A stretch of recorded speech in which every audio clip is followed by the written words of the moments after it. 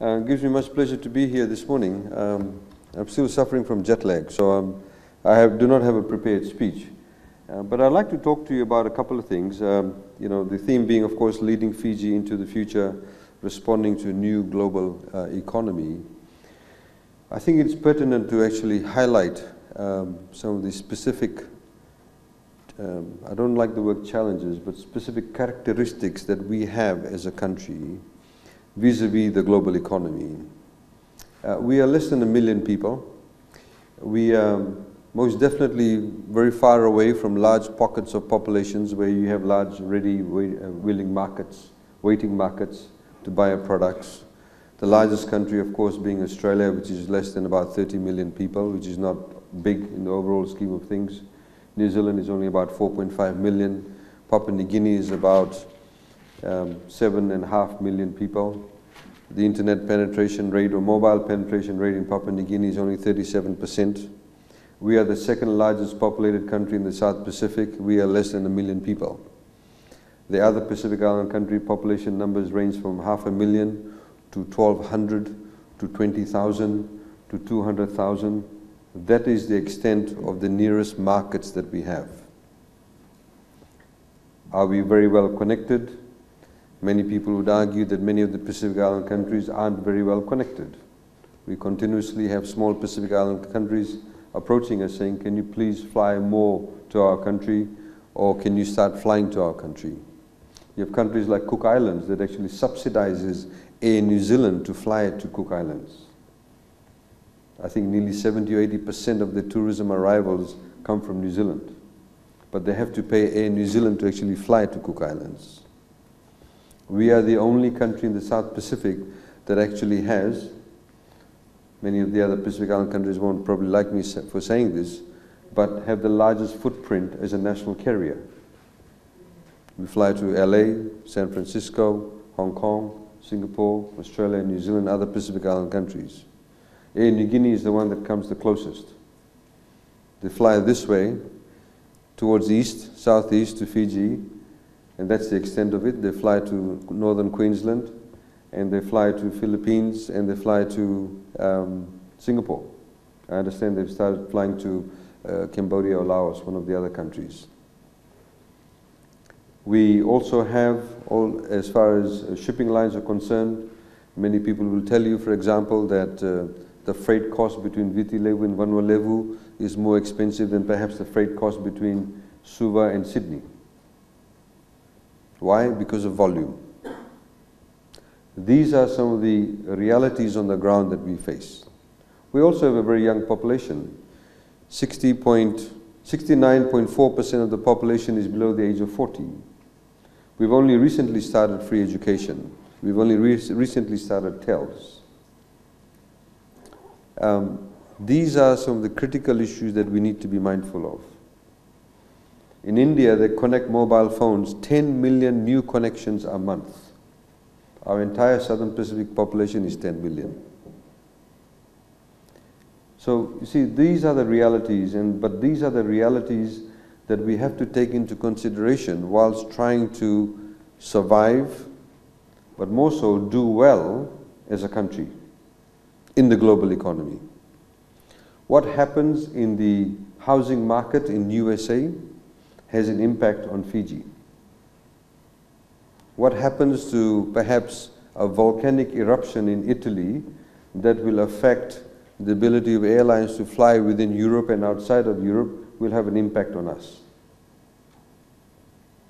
The emission of carbon emissions in USA, in Europe, in India, in China, and various other countries that have large footprints of carbon have a direct impact on us. It's not just a cyclone, it's not just Cyclone Winston, but it happens on a daily basis.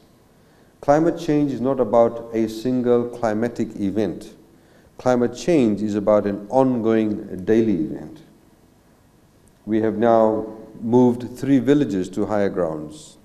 There are about another 46 or so that we need to move to higher grounds in the next few years. The country of Tuvalu, the highest peak above sea level is 12 feet. 12 feet. So they have a real issue. Most of these countries cannot grow their own food. We can grow our own food. Most of these countries do not have a manufacturing base. They don't produce biscuits. They don't produce all sorts of things. We do produce it. Many of these countries do not have the level of or capacity and expertise in HR that we have, but they're looking for it. Many of these countries don't actually have a bulldozing company in their country. We actually have many bulldozing companies in our country. These are some of the things that we need to take into consideration. Unfortunately, the economic and political neglect, to be diplomatic about it, in Fiji, in particular post-independence Fiji, has meant a lot of young, bright people have left for the shores of Australia and New Zealand, or the west coast of Canada or North America, or USA. These are some of the realities that we face. The economy is on a trajectory, but in order to maintain that trajectory and take advantage of the trajectory, we also need at the same time a lot more expertise in the country. Only a few years ago, we had only one speech therapist in Fiji. I don't know if that lady is still here or not, a well-qualified speech therapist. So if our children may have some speech impediments that can be very easily solved in Australia and New Zealand, but if we don't have a speech therapist in Fiji, that child's full potential won't be realized. We do not have at the moment a person who can carry out open heart surgery in any one of us at the moment. There's not one person who can do that. That is the reality. But of course, at the same time, we are positioned very well compared to many other Pacific Island countries. So the reason why I highlight all of this to you is that we should not lull ourselves into a sense that we are doing okay. We are doing okay. You compare ourselves to the other Pacific Island countries, we are doing very well. You have good infrastructure base, good economic base, comparatively speaking. But at the same time, if we compare ourselves to other countries, we can do a lot more better. But these things cannot be done in a vacuum. So we have reduced corporate tax rates. A few years ago in Fiji it was 33%. Today it is 20%. If you list in the South Pacific Stock Exchange, it's 10%. So even if, for example, tomorrow you were to reduce corporate tax by another 10%, will it mean that suddenly all business houses will leave Australia and come to Fiji? Will they leave New Zealand and come to Fiji? Not necessarily. If we make our dividend taxation regimes a lot more attractive and make it tax-free, will people invest more in listed companies? Will people list more in private companies? Not necessarily. So the reality is, ladies and gentlemen, that we have to be able to take a national approach in the manner in which we take ourselves forward as a country. We have to be realistic in terms of where we are, what are our capacities, what are our limitations, and to be able to recognize that and then take full advantage of it. I recently was in Washington for the World Bank and IMF meetings, and I met a gentleman who was a former banker, and he started off a bank for small states. It's a very interesting concept. And he asked me a question, and he said to me, he said, "What is the largest taxi company in the world?" So I said, "I don't know." He said, "It's Uber." Uber, that's how you pronounce it. It's Uber. He said, "But do you know it's the largest taxi company in the world that does not own a single taxi, but it is the largest taxi company in the world." That is the reality. Those of you who use Uber, basically it runs through a software, an application on your phone. Anybody can sign up, anybody becomes a taxi driver, and they're carrying out the most transactions as far as taxi business is concerned. Today, all the international carriers are frightened of which airlines? Singapore Airlines, Emirates, Etihad, and Qatar. All of these 4 airlines come from not large countries, but what we call city-states. Singapore is an island state. It's smaller than Taveuni, about the size of Taveuni. It is one of the largest exporters of refined fuel. We buy all our fuel from Singapore, but Singapore does not produce a single drop of oil. Emirates comes from a city called Dubai. It's just one sheikhdom, it's a city. Emirates started off only in the late 70s or early 80s by leasing 2 aircraft from Pakistan Airways. And today it's got the largest airline fleet in the world. It's got the largest order book, both with Airbus and Boeing. These are small city-states. But the reason why they are where they are today is because all of these countries, and it's like, I'm sort of always talking about the same old thing, but again, they all had a vision. They had a vision, they saw a particular niche for themselves, they were able to take an advantage of their geographical positioning. Singapore did, so did Dubai do. Of course, it does help in a place like Abu Dhabi when you have a bit of oil. But the reality is that they took advantage of the geographical positioning. They actually had a vision. So today we are buying fuel from Singapore. Our aircraft, I flew Fiji Airways in LA airport, boarded the plane. They wanted to check something out in the aircraft. They said, we need the engineer to come on board. Where is the engineer from? Singapore Airlines. Because they have refined that art of looking after the civil aviation sector, being so proficient in the civil aviation sector, that they have actually they are now providing those types of services in a place like USA, and we are very happy to use it because we find them to be very trustworthy, and they have an international reputation to do so. So there are many opportunities that Fiji does have. Some of them we may not realize now. Some of them we may realize now, but the actualization of that realization or the fruits of it won't come to bear on next week or next year. It will take 5 years. It may take 10 years. And so as a country, those of you within the profession need to actually understand that, and we all need to work towards that. That is very, very critical, to have that buy-in of that same thought process. So, ladies and gentlemen, the opportunities for Fiji, of course, we think from one perspective is abound. But we all need to get onto the same page in terms of thinking where we need to go. There needs to be a commitment. You have an Australian who runs Etihad Airways. I think you have another Australian that runs Emirates, or an Englishman. I think he's an Englishman. Some other Englishman runs Qatar Airways. But the point being is that living in a globalized world, we need to be able to tap into the best resources that is available. Of course, you need to be able to ensure that you also do provide jobs for your own nationals, for your own citizens. But if you recognize that in the meantime there is a gap, if you recognize that in the meantime there is somebody else who perhaps can do a better job, but ultimately it will benefit the country, you need to be able to take that step. You need to be able to take that position. Otherwise, you will not provide the best return for your shareholders. Otherwise, you will not provide the best return for the citizens of your country. So similarly, I mean, I concur with the views expressed by a president that there are other areas that we can perhaps look into in respect of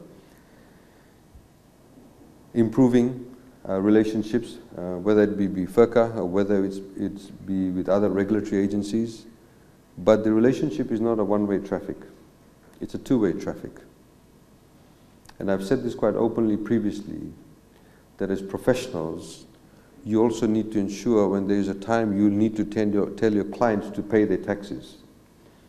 There is a time when you need to tell your clients that this is the law and you must adhere to the law.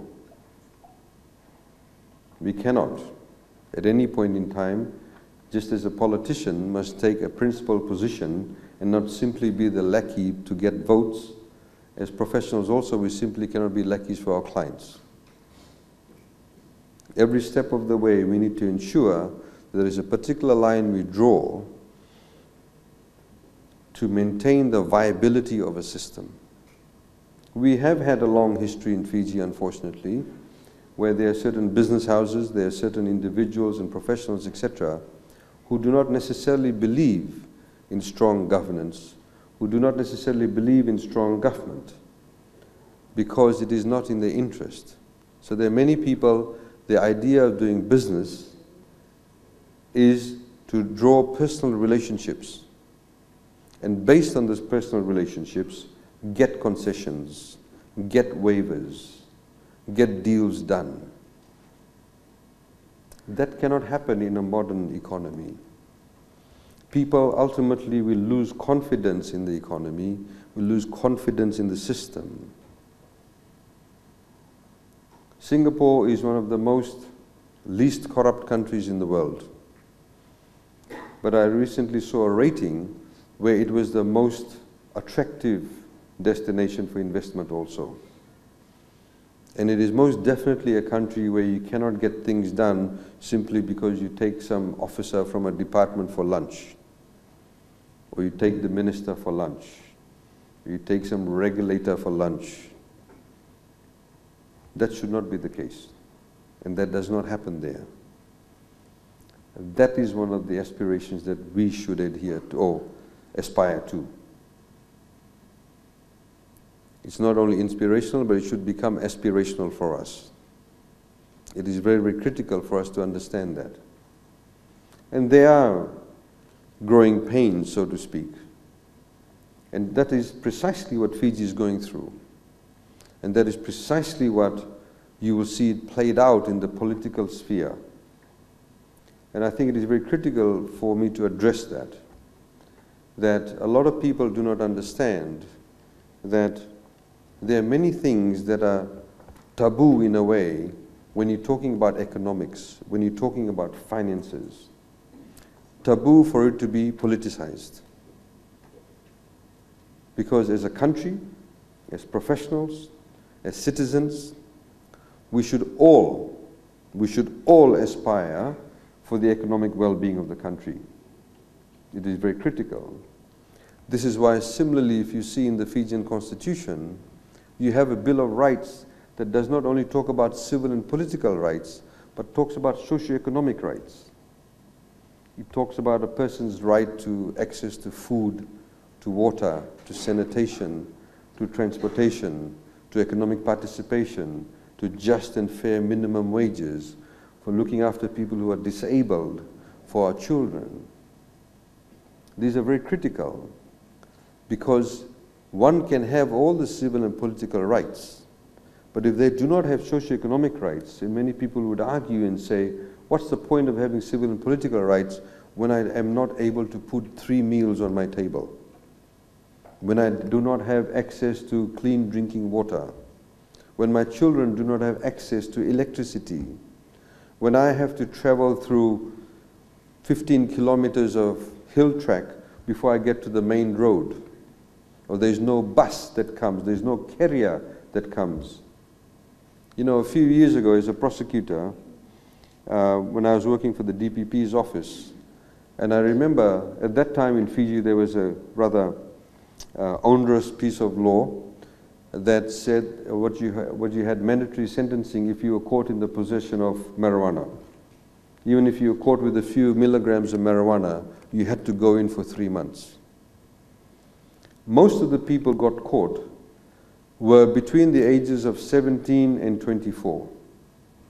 Most of these people who got caught were first-time joint smokers. And most of them came from a lower socioeconomic background. Their parents did not give them a fancy car. They can drive around the car and smoke their joint. They did not have their spare room. Most of them probably when they had their first spiff, behind the toilet at FIT or USP or wherever it was, or behind the coconut tree, and they got caught. So the law itself was discriminatory against people who came from lower socioeconomic background. The rich kids, you know, could go to nightclubs where they could actually smoke. I'm not going to mention any nightclub names. They probably don't exist because that was a long time ago. But the point is that we have to have an understanding of that. And I remember there was a gentleman once in one of the interior parts of Viti Levu, and he was caught growing marijuana. And I remember I spoke to him, and he said, yes, he said, I grow it. He said, because when I grow root crops, he said, I have to take the root crops myself, I have to take it on horseback, then I get to the road, then I take the bus or the carrier, then I take it to the market, and I may not necessarily sell all my root crops in the one day. But when I grow marijuana, they come to me. They give me cash. And I have a concrete home. And I have, what do you call it? Sky. That is an economic reality. Why do you think the CUFRA is trying to build more roads as quickly as possible? Why do you think government is placing emphasis on agriculture? Why do you think we are giving free education, free medicine, subsidized water, getting more people connected? Because then they get to be mainstreamed. Then they get to realize that they can actually have a source of income and access to income through legal means. FERCA can collect more revenue then. So these, ladies and gentlemen, are the realities we need to understand. And I like to highlight this to, in particular, professionals, because we tend to sometimes be very narrow-minded. In the same way as I've highlighted, and I've said this before on previous occasions, all of us need to be concerned about domestic violence. All the hotels you stay in, over 90% of the people who work there, who serve you, who clean your toilet, who make your bed, who serve on you, who wait on you, sorry, who give you food, they are women. If they are being bashed up the night before at home, what do you think their level of productivity will be the next day? Do you think if they've got a black eye, they'll want to come to work? Do you think if their body is sore, that they'll be able to perform to the maximum capacity? So it's not just a social issue that should be kept to the side. It is also an economic issue. It is a financial issue. It's a commercial issue. It's a productivity issue. And of course, it's also to do about human dignity. So, ladies and gentlemen, the reality is that there are many, for example, new things that's happening in society.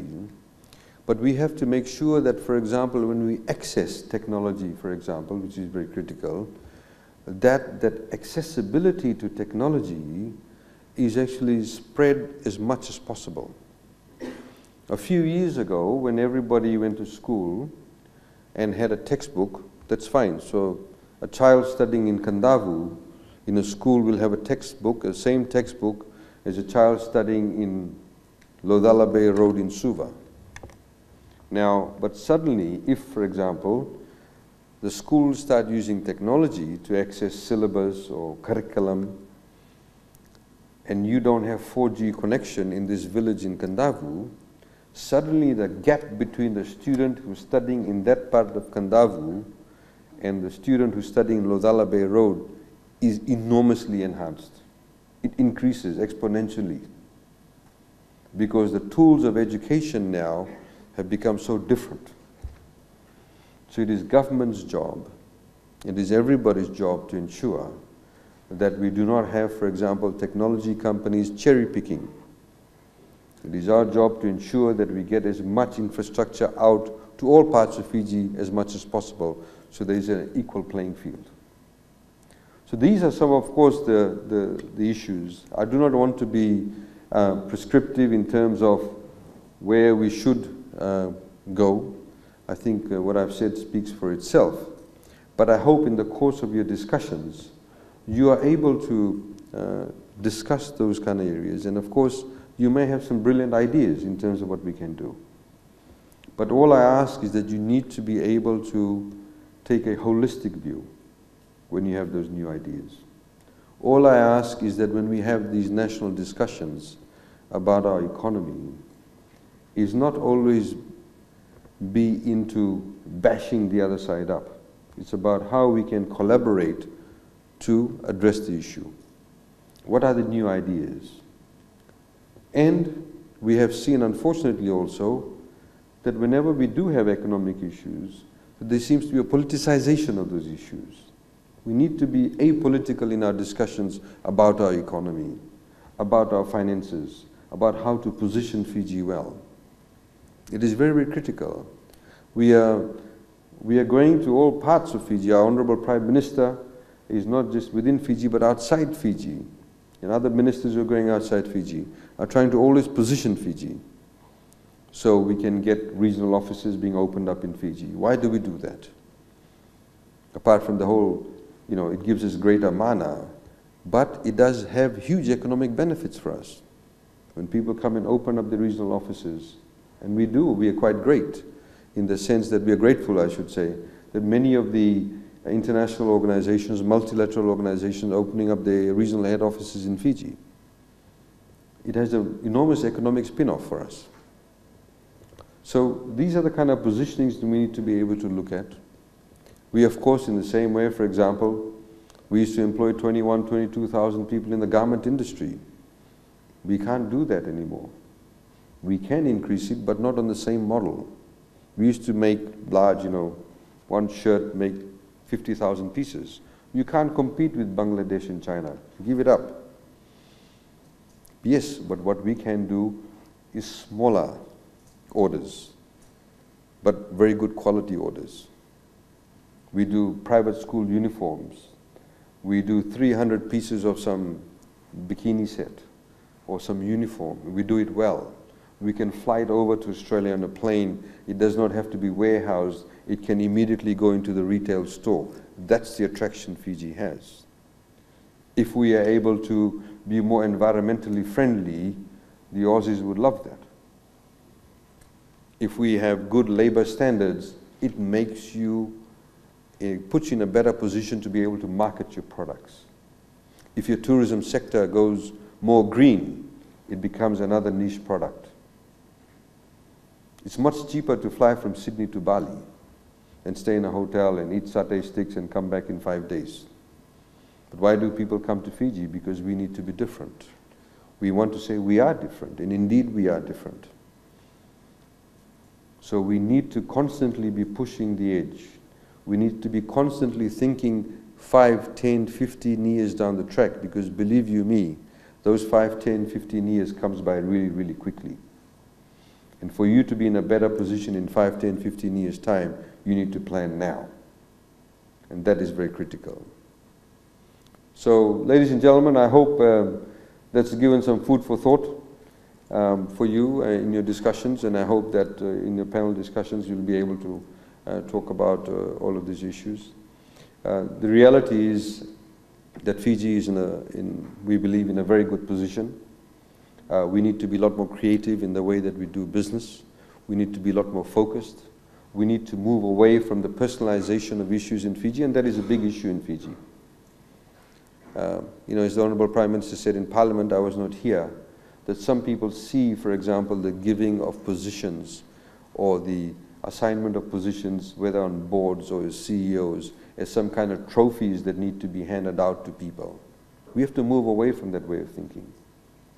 You don't give people positions because of their ethnicity or their religion or who they know or who they're connected to or what political party they subscribe to or give donation to.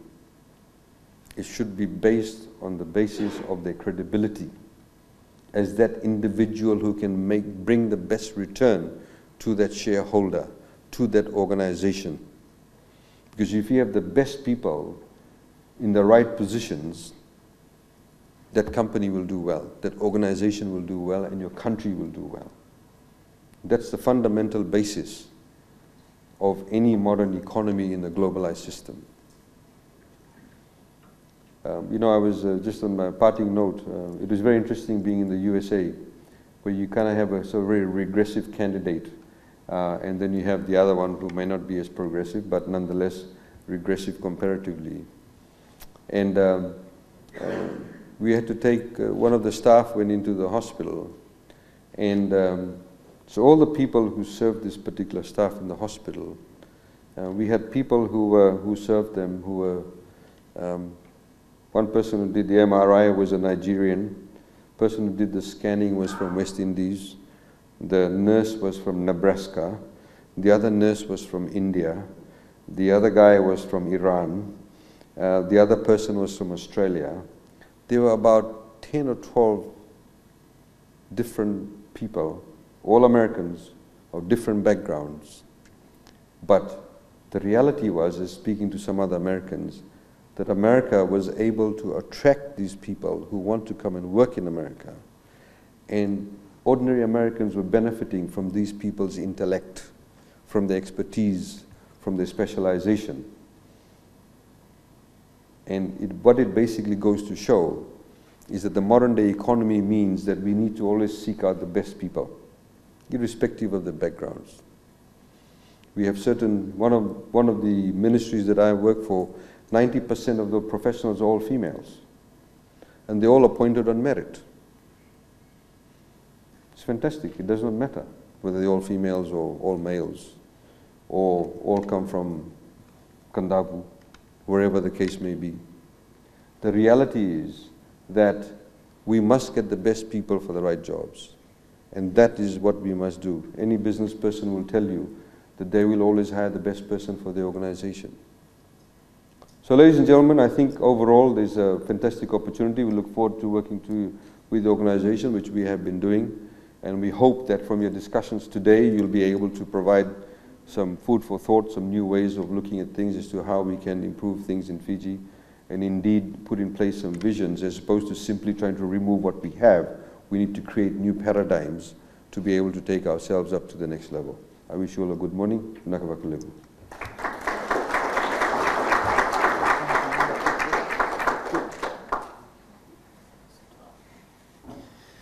Thank you very much, Minister, for sharing your insights and I guess looking at developing the vision for the future.